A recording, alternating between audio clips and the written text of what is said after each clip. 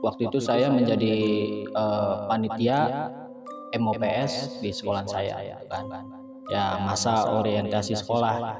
Nah, pas di pinggiran itu saya ngeliat ada perempuan. Dia lagi duduk begini pakai baju pramuka.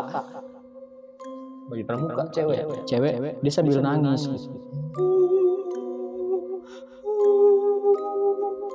Tiba-tiba di tengah danau itu tengah danau ada perempuan. Dia pakai baju merah, pakai dress merah, ya kan? Pakai dress merah. Itu melambai-lambai tangannya gini kayak orang minta tolong. Oh, ada dua versi. Ada dua versi yang saya baca juga ada dua versi. Yang namanya Mumun itu selain yang dijodohin itu, dia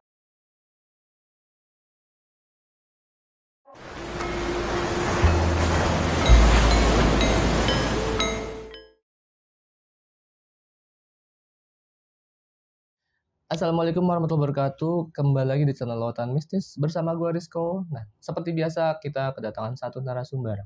Nah, kali ini narasumber kita mau cerita tentang pengalaman ketika ada acara di salah satu tempat atau kita kenalnya mungkin ya udah nggak asing ya. Jadi di Cibubur atau tempat kumpulnya Jambore.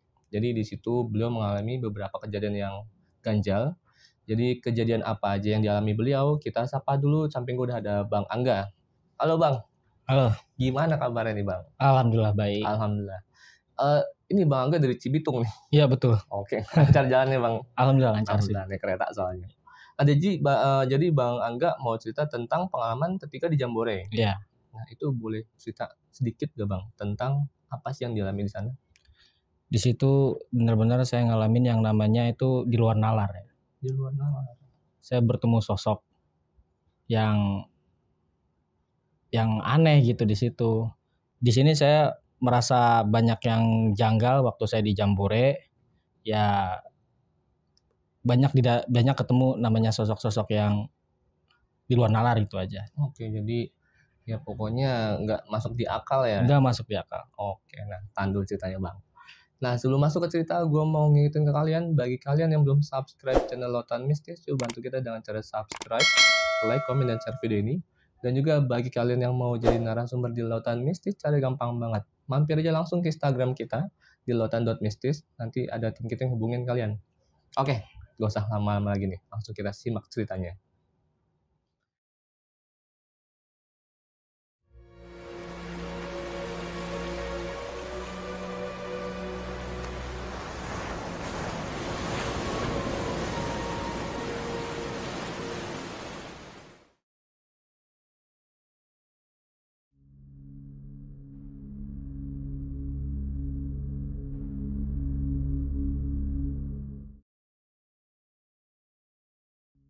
Gimana ceritanya Bang? Oke, jadi kejadian ini di awal itu sekitar tahun 2007 dulu. Tahun 2007 waktu itu saya menjadi panitia MOPS di sekolah saya gitu kan. Ya masa orientasi sekolah gitu. Oh, MOS gitu ya? Iya betul, MOS. Pada saat itu namanya MOS itu kan di sekolah saya itu diadakan selama kurang lebih seminggu ya. Jadi 4 hari di sekolah, sisanya di luar. Nah pada saat itu yang di luar itu kita mengadakannya di daerah Jambore Cibubur, di wilayah kegiatan kayak yang di Pramuka itu yang di Cibubur itu kan. Kayak Persami mungkin. Ya betul, di Buperta gitu kan. Buperta. Ya. Awalnya nggak pernah ada masalah sih, nggak ada yang aneh gitu kan. Ya, seperti biasa kita berangkat dari pagi pukul 7 kita berangkat. Waktu itu kita naik mobil TNI waktu itu, kayak mobil TNI yang bak itu kan. Kayak mobil angkatan. Mobil angkatan itu. Nah terus perjalanan ke sana kurang lebih ada sejam setengah lah sampai sana gitu kan. Sampai sana itu sekitar jam 8:30 kalau salah. Jam 8:30 ya kita sampai sana, terus kita berberes, bikin tenda gitu kan. Bikin tenda, saya dan teman-teman yang lain bantu bikin tenda karena saya panitia juga kan, saya ikut bantu waktu itu. Terus ada acara baris dan segala macam gitu. Ada game segala macam itu kan saya bantu di situ. Nah setelah itu singkat cerita itu sore maghrib kita sholat berjamaah pada saat itu kan.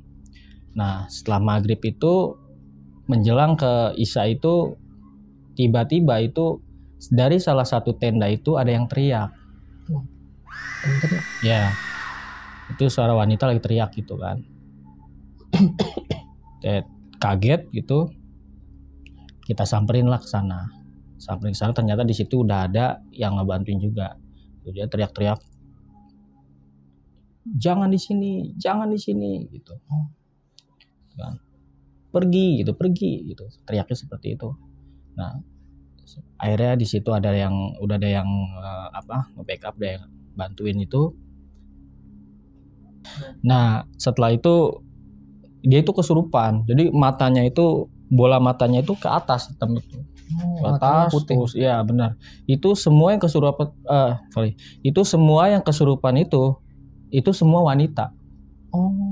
Gitu. Kebanyakan perempuan. Yang kesurupan itu perempuan. Kalau laki-laki nggak ada yang kesurupan pada saat itu.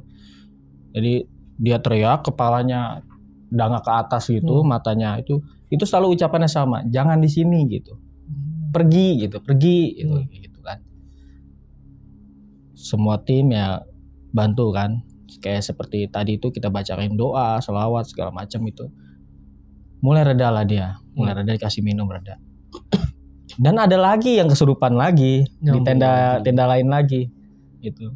Dan nambah banyak lagi, hampir sekitar 10 lebih yang kesurupan. Lu ganti-gantian tuh. Iya, ganti-gantian, dan semakin ke belakang itu semakin banyak barengan gitu. Nah, itu kejadian itu kita pas sebagai panitia itu jadi sibuk ngurusin itu gitu. Tadinya kita untuk mempersiapkan api unggun gitu kan, ada acara malam seperti itu kan. Akhirnya karena itu kita lebih fokus ke situ, ngebantuin itu. Kita bantuin yang kesurupan itu supaya bisa reda gitu kan. Setelah reda, semuanya reda, itu sekitar pukul jam berapa ya? Jam 9 lewat lah, setengah 10-an tuh udah mulai reda. Udah hampir semua mulai reda. Nah, karena banyak yang kesurupan, akhirnya guru menginstruksikan supaya nggak ada acara malam. Ya. Jadi batal acara malam dan semua diganti dengan baca doa, lalu kembali ke tenda masing-masing untuk istirahat. Karena paginya kita akan mulai lagi acara lagi gitu, acara MOPS itu lagi. Akhirnya pukul jam 10 mereka balik ke tenda masing-masing, ke regu masing-masing, dan saya pun juga pada saat itu juga istirahat, cuman saya nggak ke tenda, tapi setiap base camp yang ada di acara itu kan pasti setiap base camp itu ada namanya pendopo. Nah, setiap base camp itu pasti ada pendopo. Nah, saya tidurlah di pendopo itu sama teman saya yang lainnya, sama panitia lainnya. Di situ juga salah satunya juga ada guru juga di situ. Di pendopo itu. Jadi pendopo itu saya nggak sendirian. Pada saat rame. Nah, jam 11 itu saya udah mulai tertidur di situ, udah mulai ngantuk, tidur saya di situ. Tidurlah ya. Sekitar jam 1, jam 2 kalau nggak salah, jam 2-an itu saya kebangun karena ada yang bangunin saya. Teman saya bangunin saya. Teman saya itu perempuan, ya sebut aja Bunga lah namanya gitu ya. Oke. Dia bangunin saya, dia minta nganterin saya untuk beli kopi. Nah kebetulan yang namanya di Buperta itu kan, di Jambore itu setiap ada acara pasti ada namanya kayak warung dadakan gitu, seperti penjual kopi, penjual minuman-minuman itu ada setiap itu dadakan, setiap base camp pasti ada warung di situ pada saat itu. Nah setelah saya bangun, saya temenin dia beli kopi. Tapi saya kok aneh ya, sekeliling saya itu suasananya beda gitu. Tadinya itu rame, itu kayak sepi aja gitu. Sepi, gelap, sepi. Tapi saya nggak berpikir macam-macam, saya ikutin dia aja. Ya udah yuk, saya temenin. Dan saya ikutin samping saya gitu jalan. Ternyata dia tuh nggak cari warung, tapi dia menuju ke MCK. Kalau nggak salah MCK itu MCK 13 deh. Jadi setiap MCK itu ada nomor masing-masing. Oh, ada nomornya. Ada nomor masing-masing. Kalau nggak salah MCK 13 itu berada di ujung. Adanya posisinya di ujung base camp. Setiap base camp itu ada di depan, ada di tengah. Itu lokasi saya di ujung. Itu MCK 13 ada di ujung. Kalau nggak salah MCK 13 itu ada di ujung. Saya temenin dia ke situ. Kok ke MCK saya bilang gitu kan. Terus kata dia, ya temenin dulu mau buang air kecil gitu. Ya udah, saya tungguin dong di luar ya. Saya tungguin di luar, dia masuk ke dalam. Saya kedengeran tuh dia nyalain air gitu kan, nyalain keran, saya tungguin. Terus setelah 5 menit tuh saya panggil-panggil nggak muncul-muncul. Saya panggil, "Bunga, udah belum?" gitu. 5 menit tuh? Ada 5 menit saya tungguin itu. Dia nggak muncul-muncul. Ini orang kemana ya? Terus saya penasaran, saya masuk ke dalam itu pada saat itu. Saya masuk ke dalam. Itu sempat saya masuk dalam, saya nggak jadi keluar lagi, takut nggak enak gitu karena media kan yang saya antar itu perempuan ya. Akhirnya saya masuk ke dalam, saya kayak nggak enak nih. Saya keluar lagi karena waktu itu kerannya juga masih nyala pada saat itu. Masih ada orangnya. Akhirnya saya keluar lagi, nunggu lama itu. Nah, itu bunyi jegrek gitu. Pintu. Dia udah kelar nih. Ya alhamdulillah udah kelar gitu kan. Saya tunggu di situ. Tapi nggak ada suaranya, nggak ada jejaknya, nggak ada suaranya, nggak ada yang keluar gitu loh. Nggak muncul juga. Nggak muncul. Begitu nggak keluar, saya penasaran, saya ke dalam. Masuk ke dalam. Saya masuk ke dalam. Di tempat dia yang keran nyala itu, saya pikir dia ada di situ kan. Begitu saya buka itu nggak ada orangnya. Kosong. Nggak ada orangnya. Kerannya gimana? Kerannya nyala. Kerannya masih nyala. Tapi orangnya udah nggak ada. Nah, di situ saya kaget tuh. Saya agak panik di situ. Akhirnya saya balik lagi ke depan MCK itu. Saya masih penasaran, celingak-celinguk ke belakang MCK-nya pada orang. Ternyata belakang MCK itu ini kali, sungai aliran gitu. Gak ada siapa-siapa, gelap. Tuh kan. Saya bingung. Ini gimana nih? Akhirnya saya lari. Lari itu nggak bisa bang lari. Jadi kalau kita lari itu tahu kayak lari jalan di tempat. Nah kayak gitu. Saya saking paniknya saya mau lari tuh nggak bisa, kayak digandolin gitu. Jadi kayak orang jalan di tempat aja gitu. Akhirnya saya coba tenangin diri, saya istighfar lah, saya tenangin diri. Setelah itu saya coba ngelangkah jalan, itu akhirnya bisa kan saya jalan. Dari kejauhan itu saya ngelihat yang namanya kayak ada cahaya gitu, cahaya lampu gitu, kayak lampu lentera gitu kan. Wah tuh banyak lampu, pasti ada yang camping di situ kan. Akhirnya saya coba berjalan ke situ pelan-pelan. Saya lama-lama saya deketin itu, ternyata itu yang saya lihat bukan lampu tapi banyak obor-obor gitu. Obor. Nah setelah saya sampai di situ itu ternyata itu yang saya lihat itu pasar gitu kan. Pasar? Iya pasar. Di situ ada buah-buahan, jual sayur-sayuran, orang lalu lalang gitu kan. Ada yang dipikul. Tapi semua itu kayak orang-orang zaman dulu, kayak pada pakai bahan gitu. Kok bisa? Iya. Nah, saya pikir itu ternyata saya pikir itu syuting film kolosal lah seperti itu kan. Karena emang tempat itu. Ya, karena emang di Jambore itu di Buperta itu emang sering dipakai buat film kolosal. Nah, saya berpikir seperti itu. Setelah saya tambah masuk ke dalam itu, saya ngeliat itu nggak ada yang namanya kamera, nggak ada yang namanya orang-orang yang pakai baju biasa seperti kita, itu nggak ada. Nggak ada kelihatan kayak lagi syuting gitu. Nggak ada. Itu persis jadi kita plek masuk ke zaman dulu. Gitu. Terus itu kayak pasar zaman dulu gitu. Saya sempat sempat penasaran ya. Jadi ada orang di depan saya lagi jalan itu, dia bawa sayuran, dia angkat begini, dipikul begini, ini sayuran gitu sambil jalan gitu. Saya deketin, Pak saya mau nanya, saya gitu kan, ini di mana ya gitu, saya tanya begitu. Tapi dia tetap jalan terus. Jadi saya ngikutin dia jalan itu sambil ngomong, tapi dia nggak nanggepin. Nengok ke saya aja nggak. Didiemin. Diem aja, dia tetap jalan terus. Pak, saya nanya ini lokasinya di mana ya? Dia bilang. Terus dia diem aja lewat. Wah, panik kan saya, bingung nih orang pada gak ada yang lihat saya, jangan-jangan. Gitu kan. Akhirnya saya balik lagi lah tuh, lari ke belakang lagi, jalan lagi itu, tembus-tembus ke MCK itu lagi. Balik lagi ternyata ke depan MCK itu lagi. Dan saya juga dengar suara keran itu masih nyala. Masih nyala juga. Masih nyala. Keran itu masih nyala suaranya. Gitu. Saya pengen manggilin teman saya juga nggak bisa gitu kan ya. Nggak mungkin gitu. Orang tadi saya lihat udah nggak ada gitu kan. Saya di situ MCK itu akhirnya saya coba nyari jalan buat ke arah base camp saya pada saat itu. Karena saya ingat MCK itu nggak jauh dari base camp saya, cuma nyebrang jalan begitu tuh udah base camp saya kan di situ. Deket. Nah saya ke arah situ itu base camp saya nggak ada. Itu kayak lapangan luas gitu aja.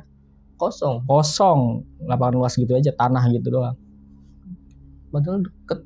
Ya itu saya yakin itu tempat itu base camp saya di situ. Tapi kosong. Dan MCK-nya itu juga aneh. Jadi kayak orang saya ngelihat waktu pada saat itu, waktu belum belum saya ketemu malam itu, MCK itu bagus. Nah, tapi saat itu saya lihat itu MCK-nya kayak udah aneh lah gitu, horor lah gitu. Kumuh gitu. Iya, aneh gitu, horor pokoknya. Tapi bener masih ada tulisannya 13. Wah, 13. Iya. Nah, setelah itu saya jalanlah ke jalan gitu yang saya ikutin, karena emang di situ itu jalan banyak persimpangan ya. Jalan banyak persimpangan, banyak perempatan gitu, jalan kecil gitu, jalan setapak itu.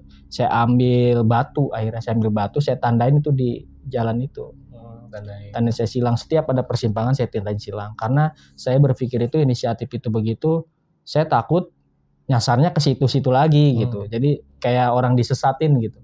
Karena saya pernah ngedenger gitu kan, kalau di hutan itu kayak semacam pendaki dan segala macam itu kan sering tersesat gitu, hilang atau ketemunya di situ lagi, di situ lagi. Muter-muter. Saya berpikir di situ, makanya saya akhirnya cari batu seperti batu kapur itu, nemu. Jadi setiap jalan tuh saya tandain, setiap ada perempatan saya tandain. Jadi suatu saat kalau saya kembali ke situ, oh ini tempat saya yang tadi lagi, saya bilang gitu kan. Saya tandain gitu, saya jalan terus, ikutin, tandain terus. Nah di pertengahan jalan itu saya ngeliat ada sosok tinggi besar di bawah pohon. Itu badannya itu bulu semua. Dan matanya itu merah. Itu tingginya lebih dari 2 meter kalau nggak salah. Itu pas di bawah pohon beringin kayaknya. Itu pohonnya juga gede. Dia berdiri diam gitu. Saya kaget, panik, saya lari kan. Larinya juga nggak bisa kencang. Kayak orang berat gitu kan. Iya berat. Terus saya lari, tahu-tahu di ujung itu saya ngeliat tuh ada danau. Ada danau gitu luas. Saya berpikir itu kan danau Jambore kan.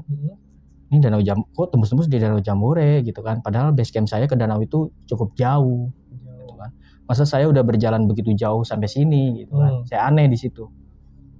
Dan saya pada saat itu situasi di situ itu emang beda. Tadinya mah ada pagar, ada apa. Ini kayak situasi danau yang belum belum modern gitu. Jadi masih kayak banyak pohon-pohon, belum ada pembatas, belum ada bangunan di situ kan. Belum ada bangunan, belum apa, kayak persis kayak zaman dulu gitu. Kayak belum tersentuh lah danau itu. Nah, di situ akhirnya saya nemu danau itu, saya deketin danau itu. Nah, pas di pinggiran itu saya ngeliat ada perempuan. Dia lagi duduk begini pakai baju pramuka. Baju pramuka cewek. Ya, cewek, dia sambil nangis gitu. Begitu. Setelah itu saya berpikir itu atau saya deketin atau enggak gitu. Karena di pikiran saya itu ini manusia atau bukan gitu. Karena pada saat itu emang udah aneh, udah situasinya udah aneh, udah beda, nggak kayak seperti biasanya kan. Saya berpikir gini, kalau ini bukan manusia, saya deketin, takutnya saya kenapa-kenapa gitu. Nah. Tapi kalau apa benar ini manusia benar, jangan-jangan orang tersesat, lagi pula dia pakai baju pramuka kan. Saya ada temennya gitu. Jadi sendirian. Ya, jadi ada plus minusnya gitu kan. Berarti saya nggak sendirian gitu. Apa saya deketin aja ya, orang dia pakai baju pramuka kan. Iya. Mungkin saya pikir dia juga salah satu peserta di daerah situ gitu, di Jambore itu. Tersesat juga mungkin gitu kan. Akhirnya saya deketin dia. Saya berpikir tuh dia pasti tersesat. Akhirnya saya deketin orang itu. Begitu saya deket, kira-kira kurang lebih sekitar dari sini ke situ 2 meter lah. Tiba-tiba nggak ada. Dia nggak jauh 2 meter. Nggak jauh. Tiba-tiba hilang. Begitu saya deketin, itu hilang. Gitu aja hilang. Hilang dia. Hilang gitu aja. Nah, setelah itu saya berbalik badan, tiba-tiba di tengah danau itu tengah danau ada perempuan. Dia pakai baju merah, pakai dress merah, ya kan? Pakai dress merah, itu melambai-lambai tangannya gini kayak orang minta tolong. Kayak manggil gitu. Kayak memanggil gitu, kayak minta tolong. Saya berpikir kalau saya nolongin nggak mungkin, orang dia ada di tengah-tengah danau. Dan saya berpikir itu bukan orang. Gak mungkin ada orang berdiri di air tengah danau seperti itu kan. Iya.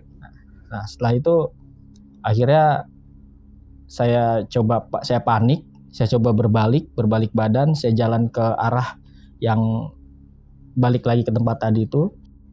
Saya coba jalan, tiba-tiba kaget di depan saya itu ada wanita yang tadi di tengah-tengah danau.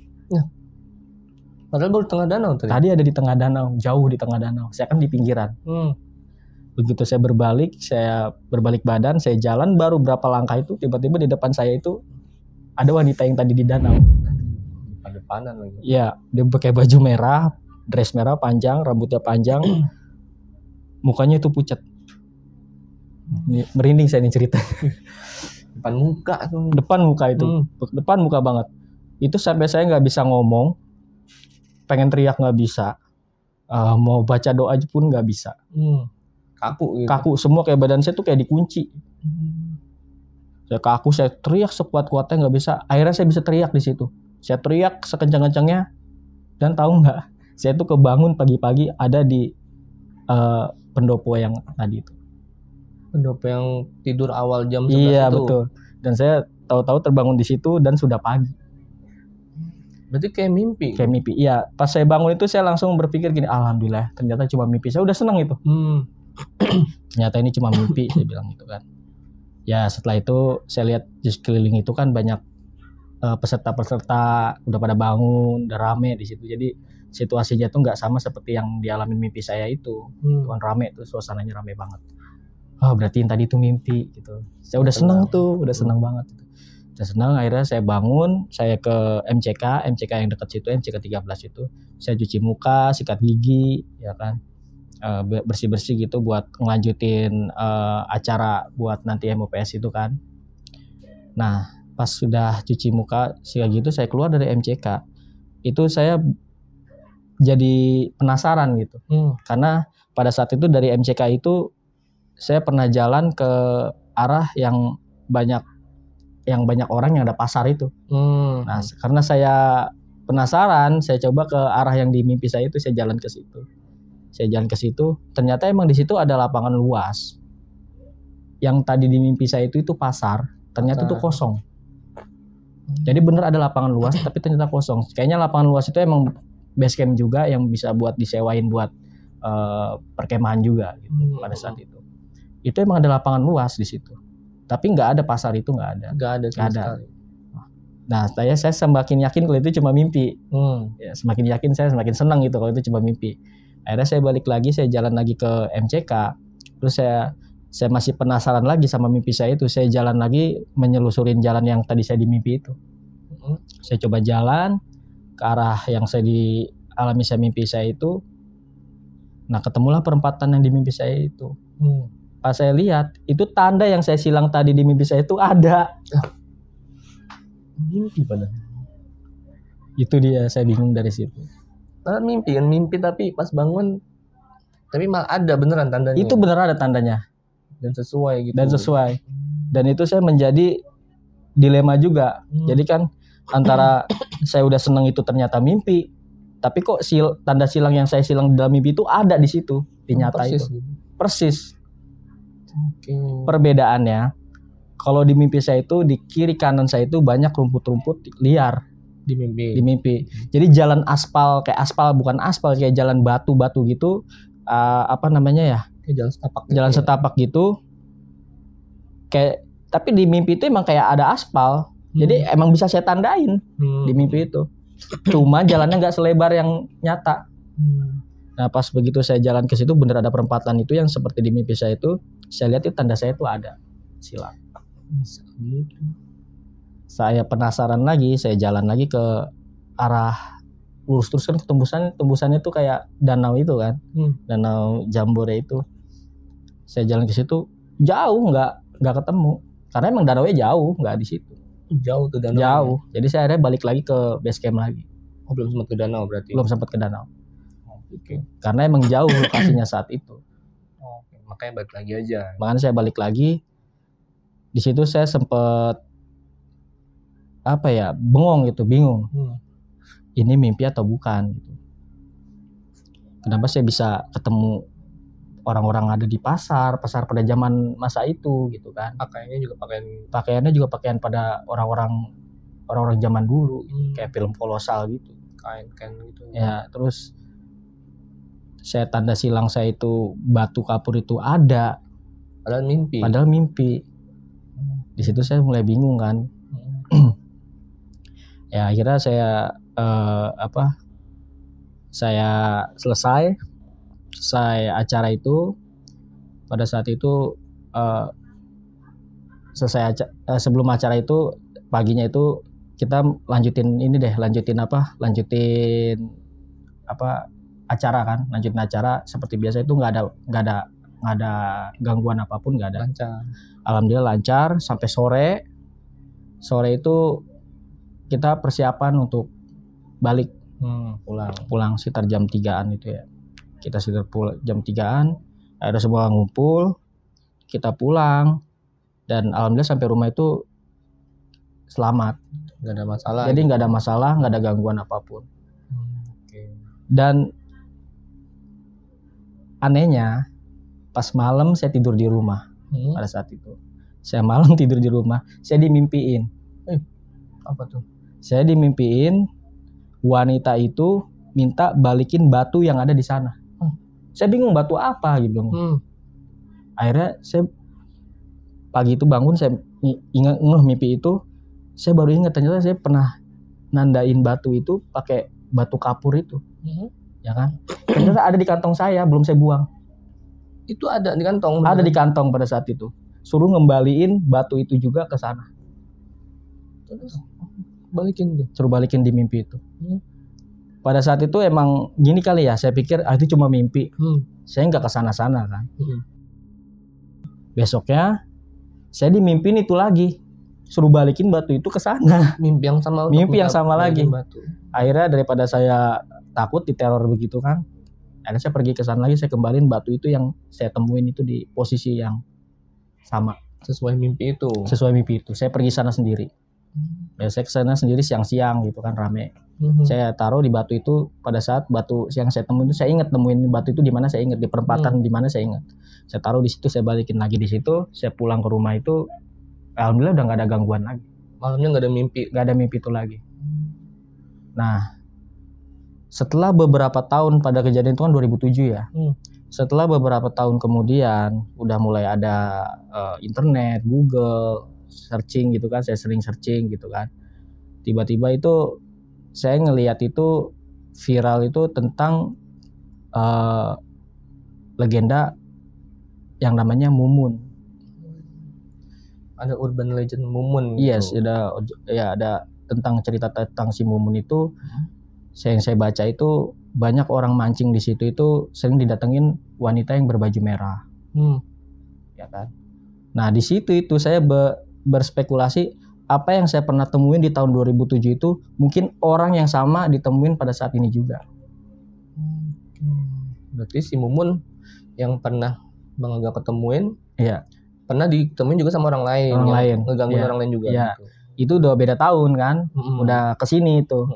Jadi saya baru tahu itu namanya orang yang saya temuin itu si Mumun itu, ya karena udah beberapa tahun kemudian saya baca di artikel itu udah banyak yang viral itu kejadian orang ketemu wanita berbaju merah yang bernama Mumun.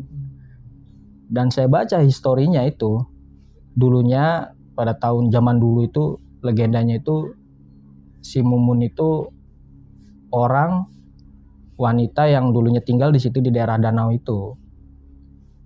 Dia dijodohin sama orang tuanya, cuma dia nggak mau. Akhirnya dia bunuh diri lah di danau itu. Makanya penasaran. Cerita legendanya seperti itu. Oke, jadi dijodohin nggak mau bunuh diri. Bunuh diri di situ. Nah, dan juga ada 2 versi sebenarnya. Oh, ada 2 versi. Ada 2 versi yang saya baca juga ada 2 versi. Yang namanya Mumun itu selain yang dijodohin itu, dia tumbal. Jadi dia emang tinggal di situ, tiba-tiba ada orang minta tolong di danau itu. Dia coba nolongin, dia meninggal di danau ditemuin. Tumbal. Dan saya berpikir, andai pada saat 2007 itu saya nolongin orang yang ada di danau itu, perempuan itu, yang bernama Mumun itu, mungkin saya juga udah nggak ada di dunia ini. Karena di tengah danau tapi dia berdiri gitu. Yes. Karena saya udah curiga, nggak mungkin ada orang berdiri di tengah danau. Ya kan?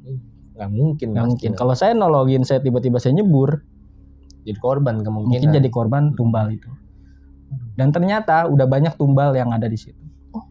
Dari murid sekolah yang anak-anak pramuka ditemuin meninggal di danau itu, ada pemancing juga ada yang meninggal di situ. Dengan apa ya? Dengan pancingan yang sama dia di tengah danau gitu minta tolong. Kalau kronologinya kurang tahu saya juga. Cuman kebanyakan orang meninggal itu ceritanya itu karena tumbal. Yes. Ternyata itu ada juga kejadian yang udah kesininya itu. Tuh ada juga cerita tentang pemancing itu ditemuin sosok yang seperti pernah saya temuin itu. Jadi waktu dia mancing itu gak sadar dia tertidur. Dan dibangunin sosok wanita yang berbaju merah itu. Dia bilang, "Bang, kalau mancing jangan tidur." Gitu kan. Nah, setelah itu ini pengakuan dari si pemancing itu kan. Nah setelah itu dia bangun, "Oh iya Neng," gitu. Terus dia lewat pergi. Pas dilihat udah nggak ada, ya kan. Sosoknya juga begitu, pakai baju merah juga. Ciri-cirinya selalu sama ya. Ciri-cirinya selalu sama, baju merah. Nah ada juga cerita pemancing yang lagi mancing tertidur, tiba-tiba kebangun-bangun ada di atas pohon. Waduh. Dipindahin di atas pohon. Iya. Itu di daerah itu banyak sekali kejadian ternyata. Ternyata bukan saya doang yang ngalamin gitu. Ternyata banyak sekali yang ngalamin. Dan saya yakin pasti ada salah satu orang juga ngalamin seperti saya itu. Oke, tapi kalau Bang Angga kan sebelumnya ketemu di mimpi ya berarti ya? Iya betul, di mimpi. Ketemu perempuan pramuka nih. Iya, perempuan pramuka. Nah kita nggak tahu si pramuka ini apakah jelmaan dari si Mumun yang tiba-tiba pindah ke tengah danau, ganti baju jadi warna merah atau gimana? Kalau menurut saya kalau menurut saya orang yang baju pramuka itu sebenarnya orang yang pernah kena tumbal meninggal di situ. Makanya jadi tumbalnya si Mumun juga. Dan dia ya jadi seperti itu. Jadi kayak ya di area tempat dia ditumbalin gitu. Iya, karena emang pernah ditemukan di danau itu orang meninggal itu pakai baju pramuka wanita. Oke. Jadi memang banyak korban di sana juga gitu. Iya, betul. Oke. Nah, jadi itu tadi kan cerita dari Bang Angga nih. Iya. Nah, dari cerita Bang Angga kan ini agak menarik nih. Yang tadinya ternyata mimpi, nandain di jalan pakai batu kapur ya? Iya, batu kapur. Terbangun ternyata ikutin sesuai di mimpi, ternyata ada tandanya. Tanda yang saya alami. Nah, terus juga tentang si Mumun nih. Kan katanya ada 2 versi nih Bang. Yang dijodohin tapi dia nggak mau bunuh diri. Terus ada yang bilang dia kena tumbal. Nah, gimana kita sesi tanya jawab nih dari Bang Angga sama Om Puji, apa sih yang dialami Bang Angga gitu saat itu. Jadi kita langsung masuk sesi tanya jawab.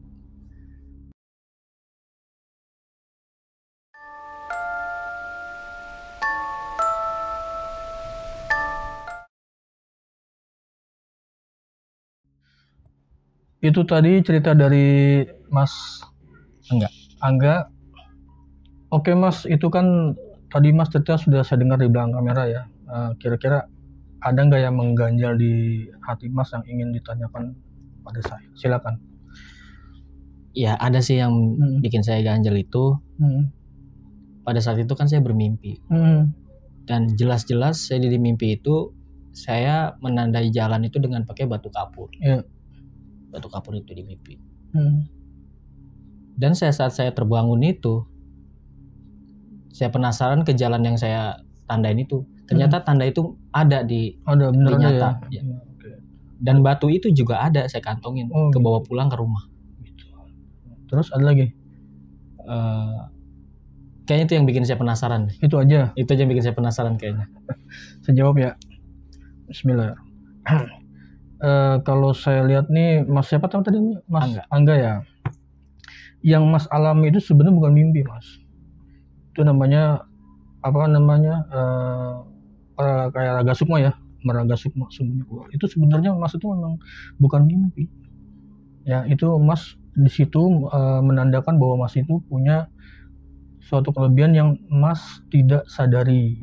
Ya banyak orang yang memiliki suatu kelebihan ya metafisika, tapi kebanyakan mereka nggak menyadari mereka punya itu.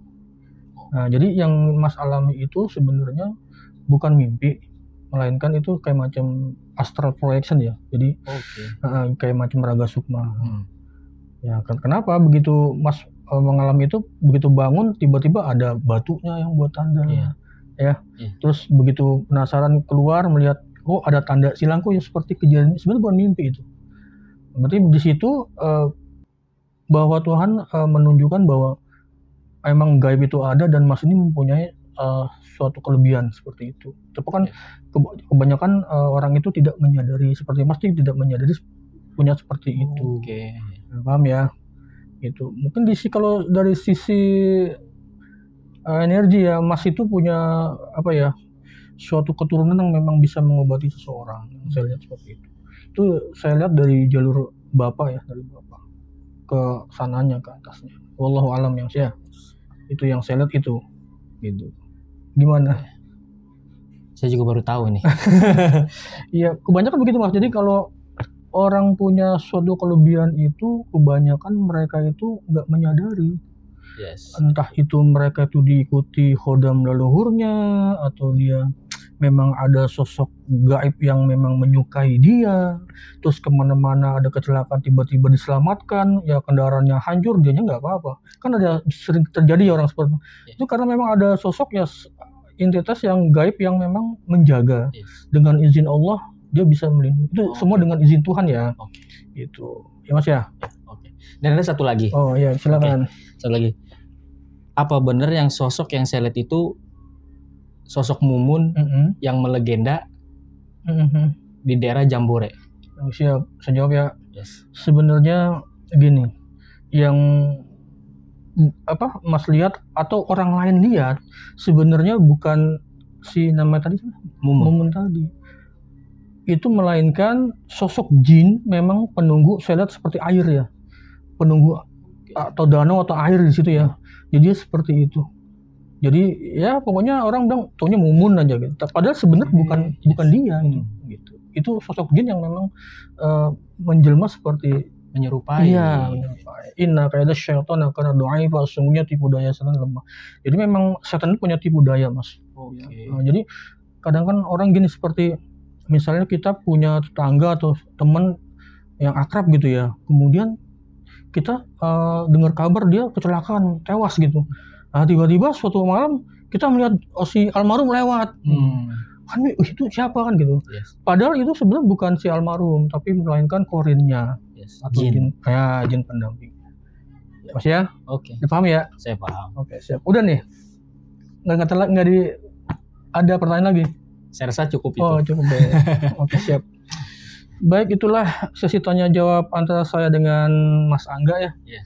Mudah-mudahan ada pelajaran dalam pengalaman mistisnya. Semoga kita dan orang yang kita cintai dijauhkan dari hal-hal yang merugikan atau hal-hal yang tidak kita inginkan. Amin. Selalu berlindung pada Allah Subhanahu wa taala dan selalu ingat padanya dimanapun kita berada. Acara ini kami kembalikan kepada Bang Rizko. Oke, itu tadi sesi tanya jawab bersama Om Puji dengan Bang Angga yang tentang apa yang dialami Bang Angga selama di tempat acara Jambore gitu ya. Yes. Oke. Jadi semoga video kita kali ini bermanfaat bagi kalian semua. Semoga kita terhindar dari hal-hal buruk di dunia ini. Nah, semoga bisa diambil hikmah dari cerita dari Bang Angga. Jadi untuk kita semua tetap semangat dan sukses selalu. Akhir kata gue Rizko dan Bang Angga pamit undur diri.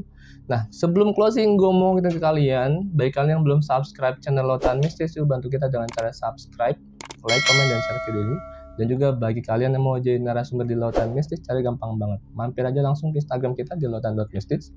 Nanti ada tim kita yang hubungin kalian. Jadi akhir kata gue Rizko dan Bang Angga pamit undur diri. Wassalamualaikum warahmatullahi wabarakatuh. Waalaikumsalam.